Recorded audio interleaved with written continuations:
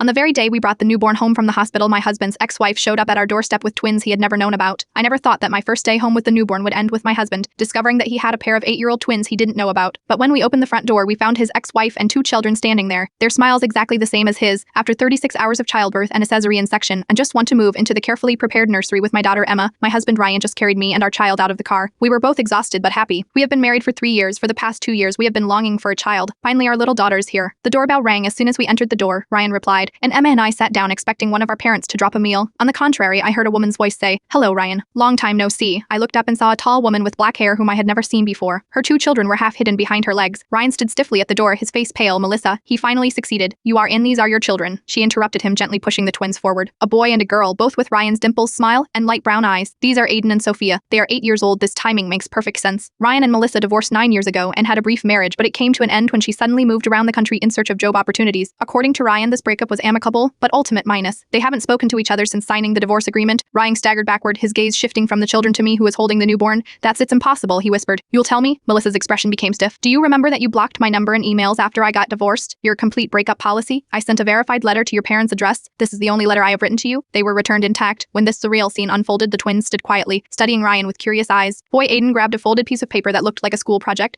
The girl named Sophia twinked her hair just as Ryan did when he was nervous. "Why now?" Ryan asked, his voice hoarse. "I am getting married next month," Melissa explained. "My fiancé wants to adopt them, but we need your consent. When I finally found you through your parents, they told me that you had just given birth to a child." She gave me an apologetic look. "I didn't know you would really come home. Your mother said that your due date was last week." Emma began to cry and I felt tears streaming down my cheeks. This should have been our perfect return home, not. No matter what this nightmare is, Ryan must have seen my pain, for he suddenly took action. "Now is not the right time," he told Melissa firmly. "My wife has just undergone a major operation. Our daughter is not yet 48 hours old, Dad." The little girl spoke for the first time. The word, Dad, Ryan had just become our daughter's name, struck him like a physical blow. I watched him trying hard to keep calm. "We need to talk," he told Melissa. "But not now, please." After exchanging phone numbers, Melissa left with the twins and promised to call them tomorrow. Before leaving, Aiden handed Ryan the paper he had been holding all along, minus a family tree project with a blank space on it where his father should be that night. While Emma was sleeping in the cradle, Ryan and I had the toughest conversation in our marriage. He swore that he had never known about his pregnancy. I believe in him, but this didn't stop the question that came to my mind. How will this affect our new family? What legal and economic obligations will Ryan undertake? Will these children become a part of our lives now? "I don't know what to do," Ryan admitted, his voice empty. "I missed out on their 8 years of life. They are strangers to me, but they are my children." This morning, Ryan called Melissa to arrange a meeting with the twins this weekend. He has already contacted a lawyer to learn about his rights and responsibilities. Meanwhile, I am striving to recover from the major surgery and take care of our newborn at the same time. My mind is filled with our present future. Yesterday, our family of 3 took our daughter home to start our life. Today, I am a new mother, a new wife, and all of a sudden, unexpectedly, the stepmother of a pair of 8-year-old twins who look exactly like my husband. Emma will never know what life is like as an only child. I will never forget the moment when I saw my husband's smile reflected from the faces of his children whom he didn't know existed onto us.